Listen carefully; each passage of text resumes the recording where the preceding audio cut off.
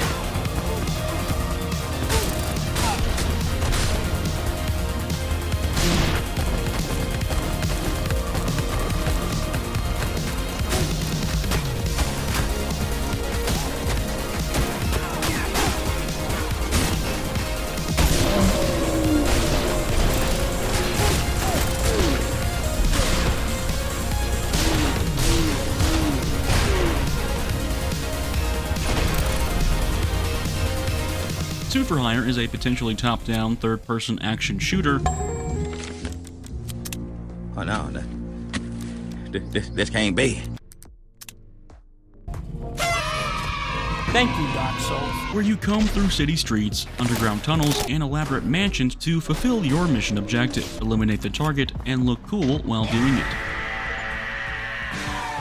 With the caveat being that the target is actually just everyone in the level. As a new suit, you will be tasked with completing various levels of all shapes and sizes, with challenges to complete, times to beat, and many enemies to unequivocally delete. But before we get into all the nitty-gritty, let us begin with the basics. The gameplay loop in Suit for Hire is refreshingly simple. Eliminate enemies, push forward, eliminate more enemies, beat the level. The fun of this game isn't necessarily in its progression, but in its moment-to-moment, high-octane, action-packed gameplay.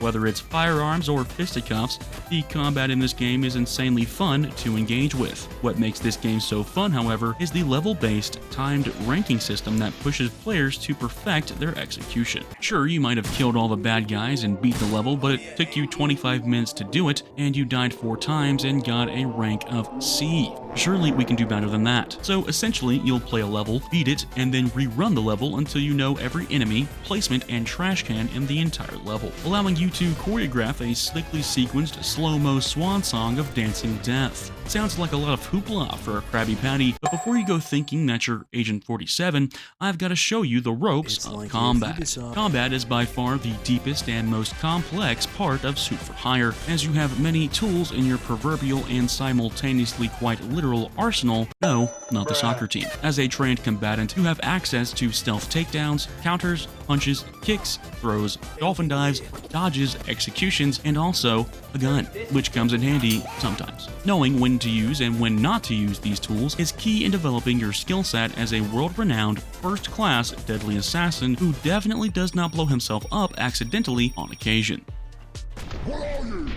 An idiot sandwich. Punches are how you hit people in the face with your fists. Right-clicking within range of an enemy will allow you to start punching them and also starts a combo. Punches are quick, and you can punch an enemy as much as you like, but eventually the light bulb will go off and they'll decide to start blocking. So now would be a great time to mix in some kicks are your mix-up option in close quarters combat. You can press F to throw one out, but be aware that they do come out a bit slower than punches. However, they also do more damage and can hit multiple enemies at a time, while also providing the added benefit of making you look like you know what you're doing, which is 99% of the reason why you should use them. Grabs and throws are a bit different than punches and kicks, and I'll be honest, I didn't even really start using throws until I played a mission where it was one of the goals that you had to do in order to fully complete the level, so your mileage here may vary. You can press G to grab an enemy and press T to throw them. Grabbing an enemy turns them into a meat shield until they suffer bullet fatigue or until you suffer from actual fatigue. You can throw enemies off of ledges, but I found that you have to be rather close to the edge yourself to do so without having to kick them again for good measure. Dodges are pretty straightforward. If an enemy is about to make a go for your life points, all you have to do is press space and you will dodge. If you get the timing right, you will perform a perfect dodge which will avoid your opponent's attack and also slow time momentarily, which is a crucial combo piece we will revisit later. Dolphin dives are actually rather practical in usage, contrary to trying to do one in real life.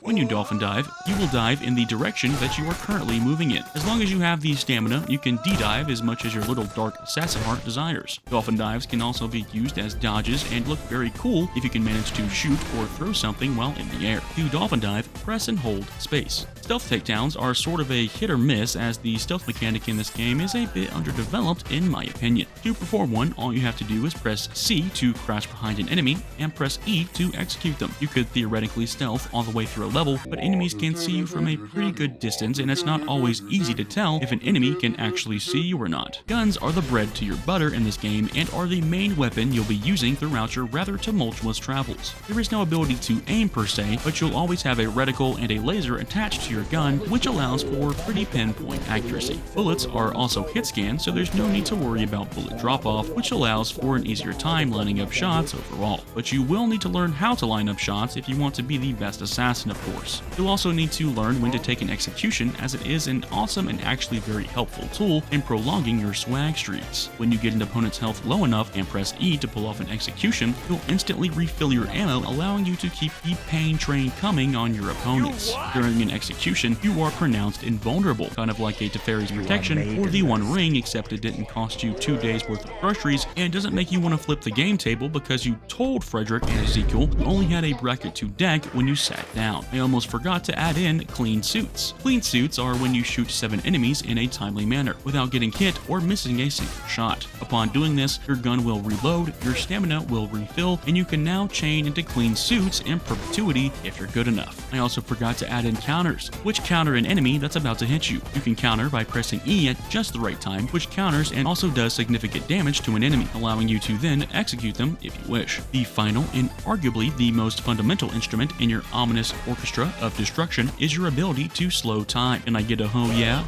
Pressing Q will allow you to slow time at your discretion so long as you have the stamina for it. Mastery over time slowing is essential in pulling off the coolest of stunts and also not getting your clock cleaned every time you engage more than 2 enemies. With many combat mechanics at your disposal comes great responsibility in how you use your stamina, which makes it a key resource that you will have to pay attention to when playing. When you run out of stamina, you basically turn into the average layman, having all of your destructive power stripped away, kind of like Superman when you hide kryptonite in his bath soap. He's unconscious. He's totally just a random civilian. What? Are you serious? Crap, what am I gonna do? Get out of here! Graduating Dictator College. And this is me taking over the world with smiles. And this is where I put it. Sponsor. If I had one! Now that you're familiar with the combat mechanics in Suit for Hire, it's time to talk about the weapons. There are a grand total of 6 weapons to choose from in Suit for Hire, with 1 starter weapon and 5 weapons that you will need to unlock. I'll be going over their mechanics and ranking them because people love tier lists, right? That's still a thing. First up, we have the pistol you'll start with at the beginning of the game, the SVP-30LB, and I don't think LB stands for pounds. To my 5.4% European audience, I'll make a joke about meters next time, pinky promise. The SVP is a standard all-around gun with 7 bullets in a mag, a rather loud 1850M range, no idea what that means, and a firing rate of 400 rounds per minute. Every gun has an ultimate, and once you reach a certain score threshold, this meter at the bottom of your screen will fill up, and if you press V, you then ult. The SVP's ult is just reloading, which actually isn't terrible, seeing as you can only reload by executing enemies, performing a clean suit, or just picking up an ammo pack, and since that's all the ultimate does, it doesn't require much work to get to, allowing you to chain kills rather cleanly and consistently. If I had to give the SVP a rank, it would probably be A tier, a consistent, all-around gun that gets the job done, and the standard that all other guns are measured by. Next on our list is the Deadeye M.357. Wait, that doesn't stand for meters, does it? This doesn't change the fact that I don't like baked beans on my baked potato. The Deadeye is a classic revolver that makes you feel like you're in a western. With 7 bullets in a mag, 240 rounds per minute, and a 1950M on the loudness meter, you equip this gun if you're hankering for a good old proper shootout with some proper Men When you run this gun, there's no going dark. The Deadeye is unique in both reloading and in its ultimate, as you will have to reload bullets individually like an actual revolver, and its ultimate straight up turns you into an inglorious member of the Vanderlyn gang, giving you actual Deadeye for the ultimate's duration. While the Deadeye is loud and proud, its damage more than makes up for it in its style and destructive capabilities. The Deadeye is highly stylized and very impactful, however, reloading with it in the middle of a fight is a skill in and of itself and could trip up your streak if you get too focused on shooting. My second favorite gun and very fun, A tier. Now on to my least favorite weapon, the Coulter PP7S, and it is indeed PP. The Coulter is a silenced pistol with extremely reduced sound meant for stealth play, which I love the idea of. The only caveat here being that stealth in this game kinda blows chunks. This is because enemy detection is rather inconsistent. When you enter a level, you're not spotted and no one knows that you're there, which for us, using the Coulter is good. When you engage your first enemy though, is where the problems begin. Say you're playing on this level into Toronto, and you want to play stealth all the way through. Well, you can't, because as soon as you shoot this first enemy, you are now directly in the sights of another. There is no way around this enemy without you being spotted at least once, as enemies have a pretty good view distance and your gun is actually not completely silent, which is accurate compared to the real world, but in this case, it's not very fun. The Coulter and stealth play as a whole suffers from 3 problems. Number 1, enemy placement. Enemies are very closely placed and constantly in one another's field of view, so killing one, even if it's with something as silent as an execution, could alert nearby enemies to your location, completely defeating the point of stealth. Number 2, enemy detection is very inconsistent. When you are in an enemy's line of sight, you have about 2 seconds to hide or they will officially spot you and alert everyone around them. This makes sense, but again, leaves stealth play with little to nothing to work with, as most levels were clearly not designed with stealth in mind. With many long hallways, very little hiding spots, and various sections where there are absolutely zero blind spots makes stealth a fool's errand. The third and final problem is that the Coulter doesn't do enough damage. When you kill an enemy in stealth with the Coulter, you get a bullet, which is nice, but you have to be very, and I mean very close to an enemy in order to actually one-tap them and not alert them and all nearby enemies to your presence, which if you try and go guns blazing with this thing feels extremely unsatisfying, having to shoot an enemy twice if they are more than a couple of feet from you compared to just once from miles away when using literally any other weapon. And for those reasons, the Coulter is going to the very bottom at absolute trash tier. I wish you were good, little buddy, but you are simply not. Up next is the SNG MK.1, aka the nail gun. The SNG is pretty cool in that it actually shoots bolts that nail enemies to surfaces if a surface just so happens to be behind them when you shoot them. When this happens, the bolt will actually drop, giving you your bullet back. Beyond this, it's actually pretty funny when you do nail people to door hinges, however they do have to be pretty close to the wall to actually be nailed to it, and beyond the nailing, this thing doesn't really provide much else beyond maybe killing 2 enemies at once if you're lucky with the ult, which just increases damage and piercing for 30 seconds, not even reloading the gun. Ultimately, the SNG is okay,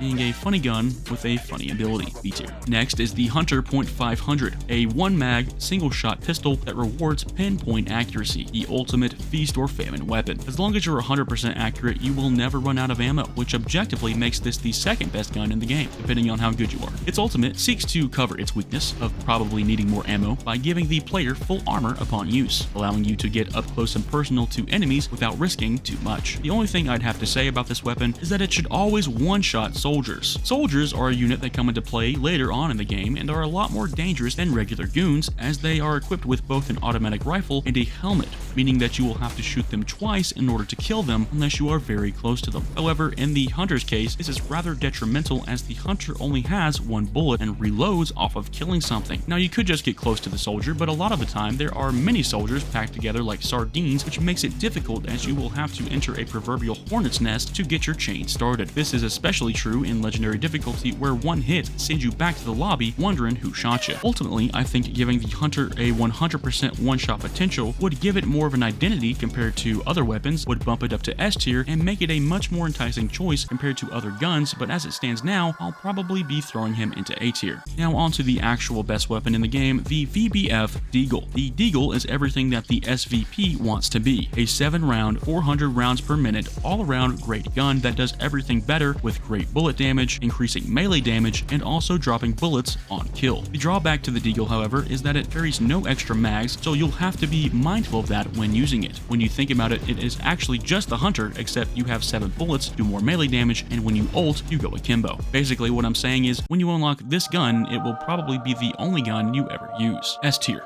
My GOAT, the Deagle. Suit for Hire is an amazing game that I highly recommend you check out. With great, fast-paced gameplay, cool guns, cooler outfits, and speedrunning mechanics, I think this game has the potential to be something great, and if I had to rate the game as it stands right now in early access, I'd probably throw it an 8 out of 10. Very solid and engaging from start to finish. Although the latter levels get a bit short, the fun never truly gets old. Let me know what you think about the game, and if you liked the video. Like, comment, subscribe, and I'll see you guys in the next one. Tune into my live streams to see what's going on, and maybe you could even be a part of the next video. Thanks so much for watching, and have a great day.